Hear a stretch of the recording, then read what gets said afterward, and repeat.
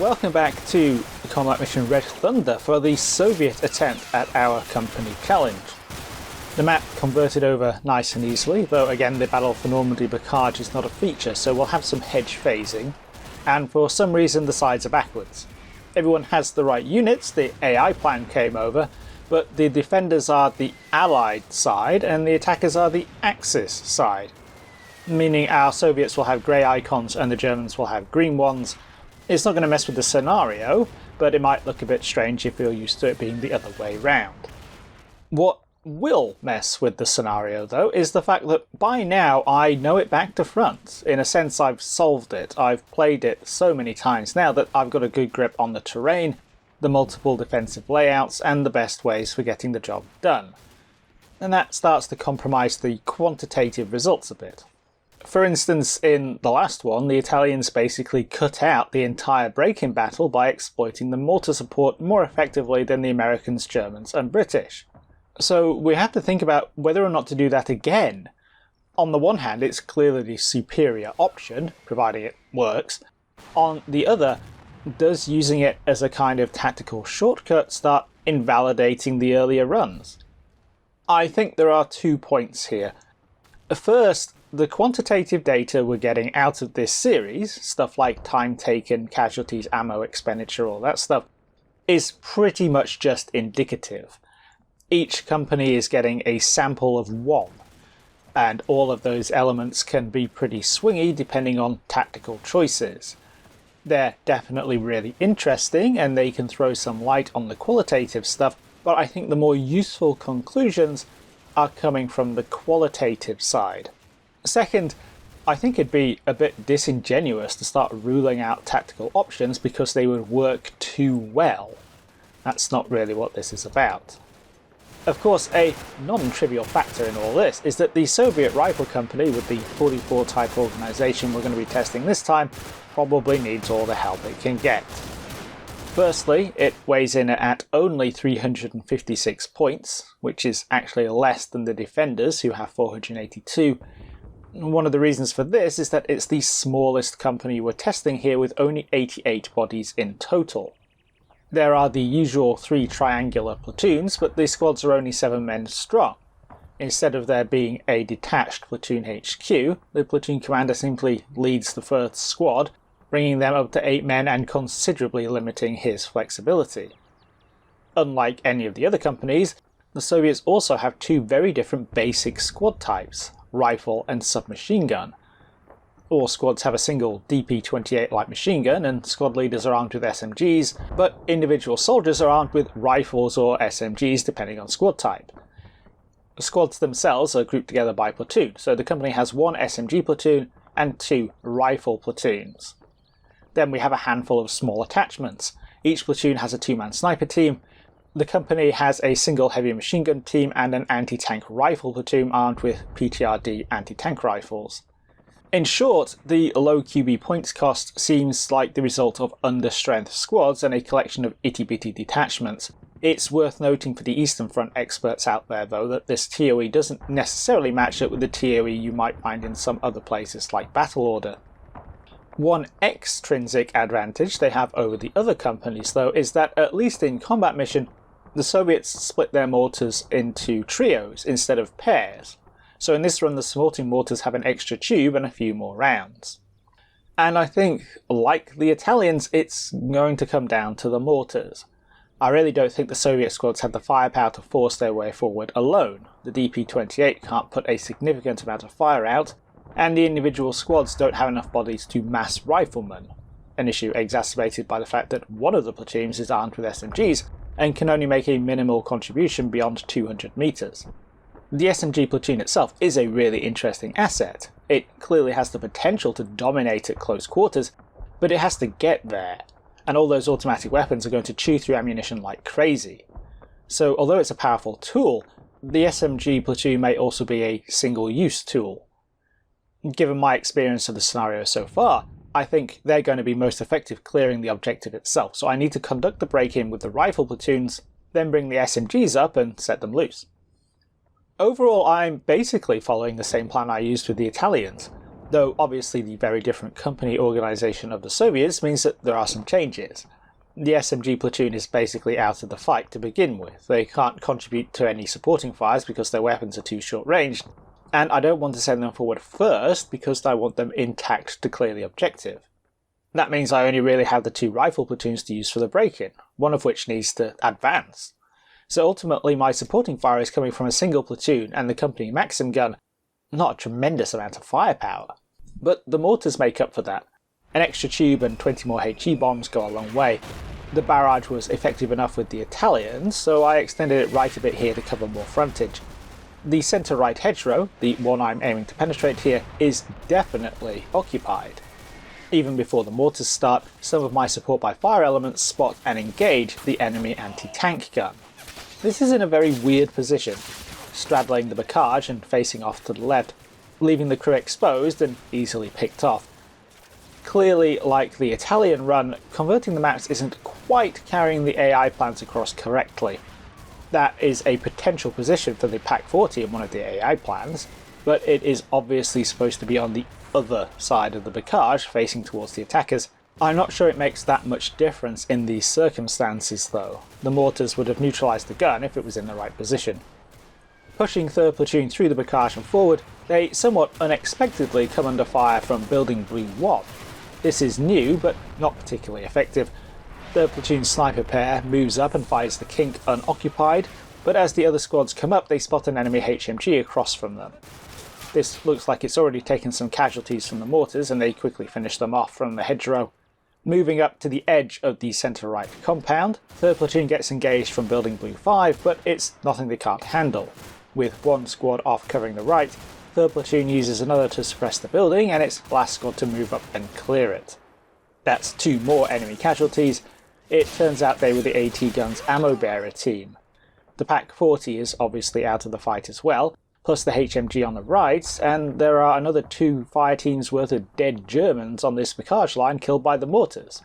So where the Italians attacked into a gap, it looks like the Soviets have gouged a gaping hole in the defence here.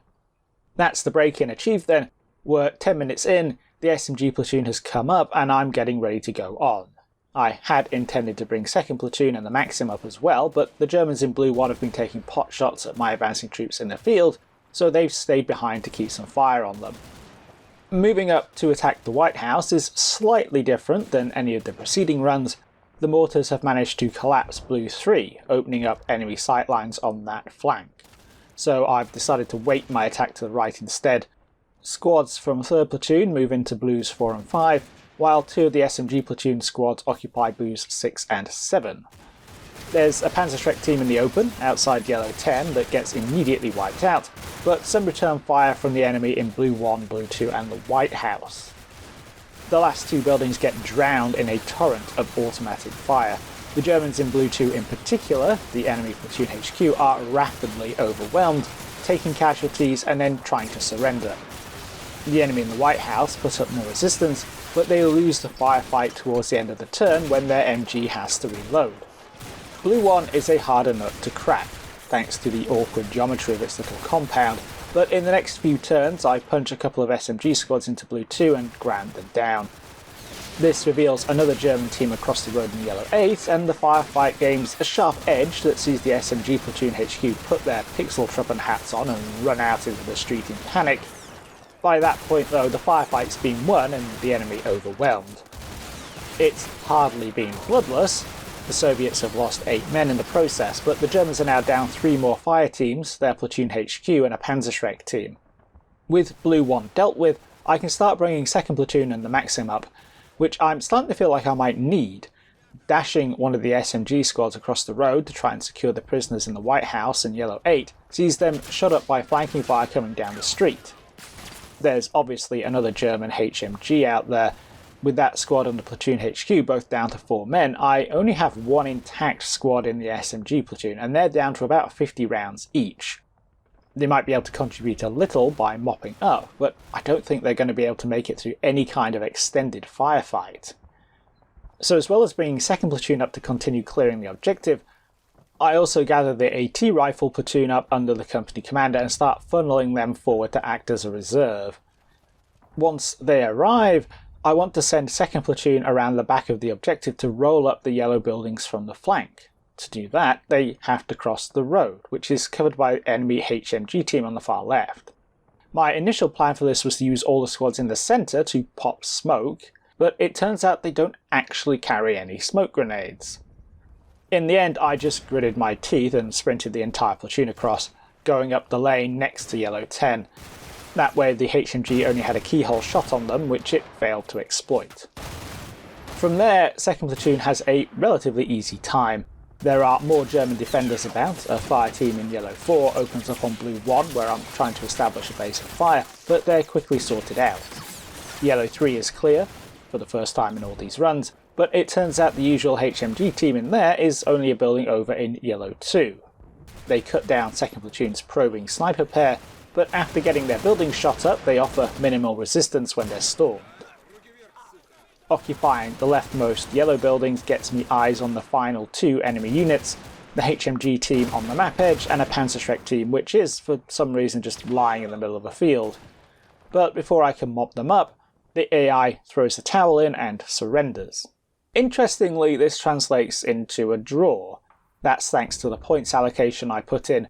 The Soviets actually crossed the threshold for ammo expenditure, so that gave the defenders 1,000 points.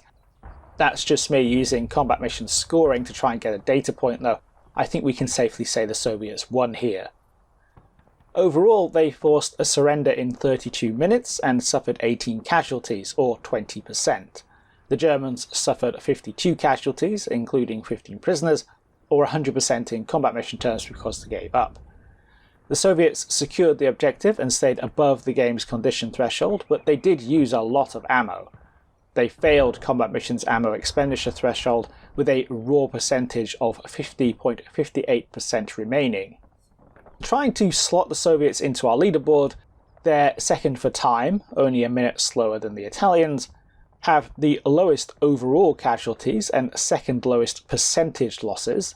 They're second in kills inflicted after the Americans, and they're equal first with everyone for objective and condition, but last in both ammunition categories. Obviously, because we're ranking everyone by categories, some of the other scores have changed a bit to make room for the Soviets, and they end up on 21 points. That actually puts them second after the US Rifle Company, with the Germans coming in third, and the Brits and Italians sharing 4th place. That's the quantitative stuff though. Like I said at the beginning, I probably wouldn't put too much stock in the data here. It can give us some insights, but especially given the impact of properly exploiting the mortars on the Italian and Soviet runs, as well as the occasional map conversion weirdness, it's not exactly a level playing field. But we've definitely got a lot to talk about on the qualitative side. Probably the biggest point of interest is that the break-in was almost identical to that of the Italians. There were more Germans in the way this time, but for the most part they got wiped out by the mortar support, which inflicted 10 casualties in total. The fact that 2 companies with radically different tables of organisation and equipment made the same progress in the same amount of time really highlights how much proper integration of mortar or artillery support matters. Given that fires are such a decisive enabler if used correctly, we have to consider how much the tactical choices around integrating and exploiting them override the tactical choices organic to the various company COEs that we've been testing. In other words, I think both the Italians and the Soviets would have had a much harder time without the mortar support, while it wouldn't have made that much of a difference for the Americans, Germans, or British. That's definitely going to be something to think about for the next batch of tests. Aside from the criticality of the mortars, there were definitely some interesting aspects to the Soviet run, though. First, the mix of differently armed platoons was very different to the other companies. Having a 2-to-1 rifle SMG split meant that at ranges greater than 200 meters, the company might as well only have had 2 rifle platoons. But on getting into close range with the enemy, the SMG troops put out so much automatic fire that they rapidly used up their ammunition, and we saw both of those issues with the break-in and then the immediate exploitation towards the White House. The presence of the company Maxim machine gun helps alleviate the first problem a little bit, but it's just one machine gun that can engage one target at once. It's not a replacement for an entire platoon's worth of fire. In the event, it wasn't really an issue because the mortars did the heavy lifting, but without them I suspect the Soviets would have had a lot of trouble. That translates into being forced into using both rifle platoons as the base of fire, but fire alone is indecisive. Someone needs to go forward. That can only be the SMG platoon, which is almost a single-use element thanks to its massive ammo consumption. So, in some respects, you could argue that this Soviet rifle company has a single attack in it. The two rifle platoons and the machine guns suppress the enemy, the SMG platoon assaults, and then the support by fire elements consolidate on the objective. As a broad outline, this is a pretty restrictive playbook. Once you involve supporting arms though, like we did in this run, options for the Soviet company have the potential to expand. Nevertheless, I think the one-attack nature of the company shone through here. To begin with, it used up about half of its ammunition. That puts an immediate crimp on further operations. The company could be in serious difficulty if it's counterattacked. Moving on to attack more objectives in depth is probably a bad idea. It's worth noting as well that the Soviets had the least ammunition to start. The mean starting round count across all 5 companies we tested this series is about 21,000 rounds. The Soviets not only had only 12,460 to begin, which is the lowest behind the Italians at 16,000, but they also have the most automatic weapons thanks to the SMG platoon.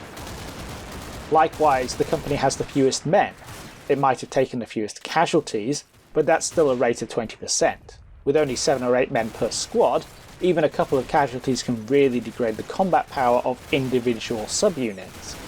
So in subsequent fighting, at least compared to the other companies, Soviet squads that have taken casualties are much more likely to need to be amalgamated in order to maintain useful squad sizes, something that can significantly reduce flexibility. In other words, the Soviets feel like they have less staying power than the other companies. Once they've taken their objective, they're probably best off switching to the defensive immediately and letting follow-on units pass through to continue the attack. Somewhat hand in hand with this idea of resiliency, the Soviets scored some fairly middling results when I put them through the rate of fire test. The rifle squad has a big drop-off at about 45 seconds in, the same time as the Germans and the rifle-armed Italians. This is due to the testing unit conducting area fire and all the riflemen and LMGs having to reload at exactly the same time. The SMGs are a bit higher and a bit more consistent. That'll be to do with the test target being 200 meters away. They're not mag dumping like they might do at close quarters, they're firing off bursts at long range. So it's maybe not a realistic indicator of how much fire they can put out. Interestingly, both Soviet squads are maybe punching a little bit above their weight considering their lower manpower, but that correspondingly means that their firepower is likely to take bigger hits as they suffer casualties, hence this resiliency problem starts to compound a bit. Something I haven't talked about yet are the platoon sniper teams. A bit like the sniper pair in the British company, these are probably not at their best in this kind of offensive scenario. I pretty much used them as scouts and they got used up accordingly. 2 of the 3 teams were wiped out. The surviving team did rack up 5 kills though, so obviously they can get their hits in if they have the opportunity. Similar, but with bigger weapons, is the anti-tank rifle platoon. I really couldn't see much of a use for this here, though it would probably be useful consolidating on the objective if a mechanized counterattack was in the offing. Or at least somewhat useful. There's a reason why everyone else had moved on from anti-tank rifles to weapons firing shaped charge ammunition. The ATR's anti-tank capability is basically down at nuisance level by 1944. It's more effective against lightly armoured vehicles like half-tracks, so it does fill a niche, but it's a very specific niche, and in organic terms the Soviet infantry here is relying on anti-tank grenades and optimism to deal with enemy armour. Overall though, the Soviets did do better than I was expecting. They definitely punched above their combat mission QB points value, and they pretty decisively outperformed the Italians, which is an important indicator because they followed the same plan. At the same time though, they have some serious shortcomings outside the narrow context of this test. The combination of low manpower, small ammunition load, and the rifle-SMG split significantly impacts their ability to perform follow-on operations. In addition, they're lacking some key enablers like effective anti-tank weapons, radios, though a bit like the Italians, field telephones may or may not be simulated, it's hard to tell, and they don't even have some basic stuff like smoke grenades. All the companies will operate much more effectively as part of a combined arms team with artillery and armour support, but like the Brits and the Italians, I think the Soviet Rifle Company definitely needs that integration a lot more than the Americans and the Germans. So, that's Combat Missions 5 Basic Rifle Companies covered. This series has been a bit of an experiment, but I think it's put out some really interesting results, and I want to tidy up the process, improve the scenario, and put some more modern formations through it next. Hope you all enjoyed this and found it as interesting as I did. If you'd like to watch these videos early and support the channel, you can do so via Patreon and YouTube memberships, whether you do or not. Thanks for watching, and I'll catch you in the next one.